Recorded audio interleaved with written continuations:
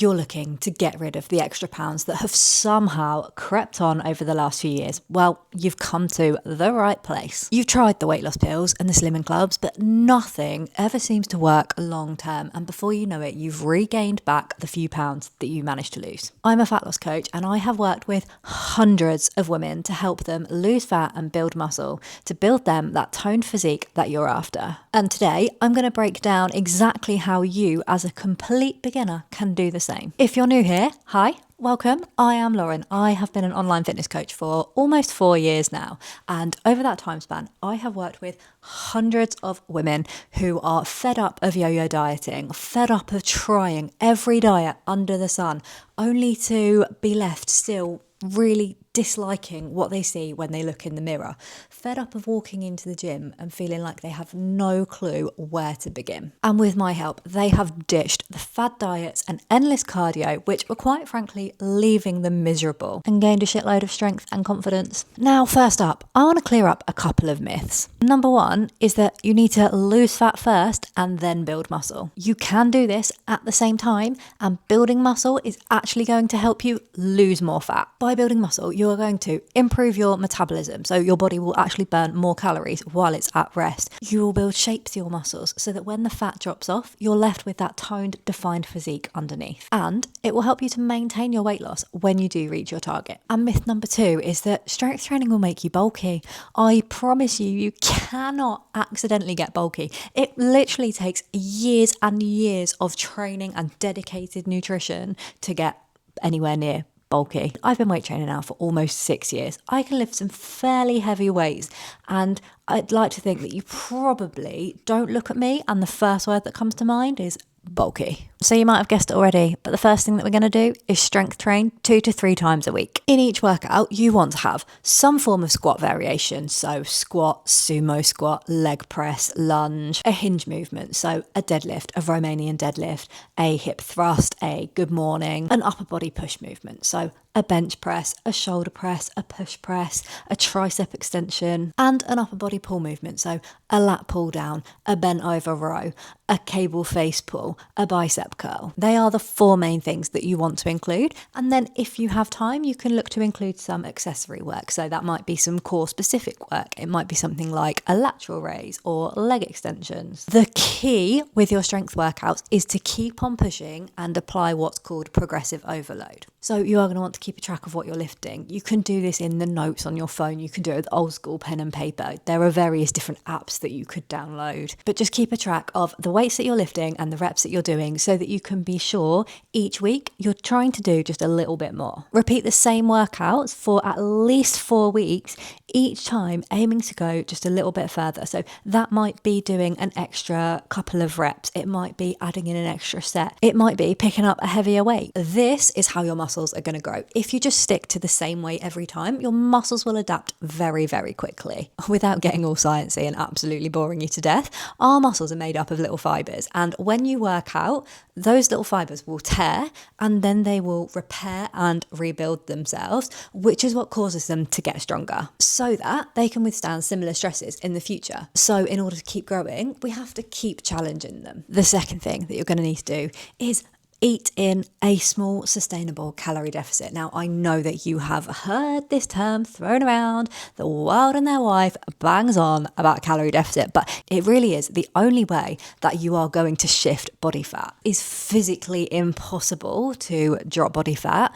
without eating less calories than your body is burning. It's just science. It doesn't matter how much exercise that you do. I know it's cliche, but you really cannot outtrain a bad diet. There are so many people that when they are marathon training actually end up gaining weight because despite the fact that they are burning ridiculous amounts of calories, it makes them so hungry. And then they consume more calories than they've actually burnt and they gain fat. It might be tempting to try and eat as few calories as possible to try and lose that weight as quick as you can. I've seen this mistake made by many a person before they've come to me, but it is not the way to do it. If you try and eat too little, you are going to be fucking miserable and you're gonna give up within a few days. You would also find it incredibly hard to have the energy to work out or go out and get your steps in. Instead, you need to calculate the calories that your body burns on a daily basis. This is called your total daily energy expenditure. You can do this by using an online calculator. I'll put a link for one that I normally use in the notes at the bottom. Once you've got that figure, that will be how many calories your body needs to sustain its current figure. So to create a deficit, you're going to want to eat less than that.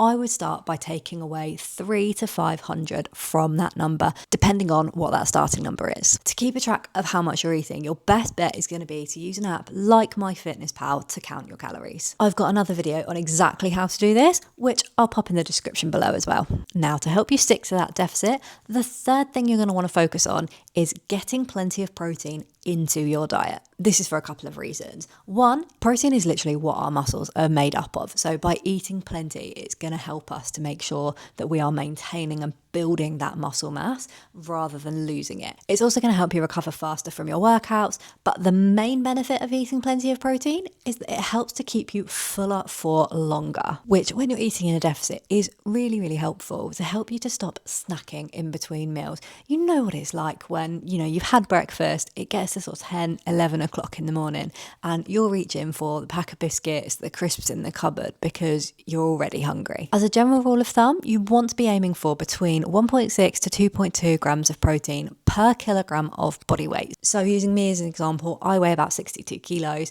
So I want to be aiming for between 100 to 136 grams of protein a day. If you feel like you have got a lot of weight to lose, then you might want to try calculating your target protein intake using your goal body weight. The final thing that you're going to need to focus on is daily activity. Now, I don't mean working out every single day. Absolutely not. But you do need to get those steps in. There is no magic number when it comes to daily steps, but your starting point should be a slight increase on where you're at the moment. So say you're currently doing 5,000 steps a day, aim to increase it to 6,000. So there you have it.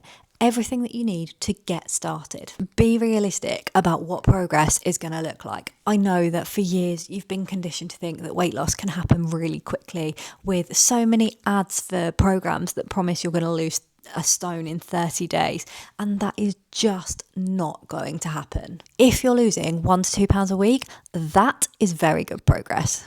Also, be aware that the scales will not necessarily reflect changes in your body. This is because muscle weighs considerably more than fat. So you could have dropped a load of fat, you could have gained muscle, the weight on the scales will stay the same, but your body will look very, very different. So instead of just relying on the scales, make sure you do things like taking progress pictures, taking measurements, thinking about how much better your clothes are fitting, how much more energy you have. Be patient and just keep ticking off the basics.